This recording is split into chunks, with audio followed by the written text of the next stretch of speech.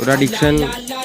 ഇപ്പോൾ വെട്രിമാരൻ സാറ് ഒരു ഇൻ്റർവ്യൂവിനകത്ത് പോയിട്ട് പറയുന്നുണ്ട്, ഞാനൊരു ദിവസം 50-60 സിഗരറ്റൊക്കെ വലിച്ചിരുന്ന ഒരാളാണ്, ഞാൻ പെട്ടെന്ന് ഒരു ദിവസം നിർത്തി എന്ന് പറയുന്നു. അപ്പോൾ ഞാൻ എൻ്റെ അപ്പനും അങ്ങനെ പെട്ടെന്ന് വലി നിർത്തിയ ഒരാളാണ്.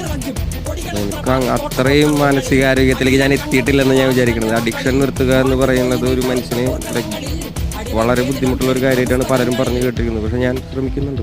കഞ്ചാവ് ഇനി ഞാൻ ഉപയോഗിക്കില്ല എന്നുള്ളത് ഉറപ്പായിട്ട് നമ്മളിപ്പോൾ പറയും.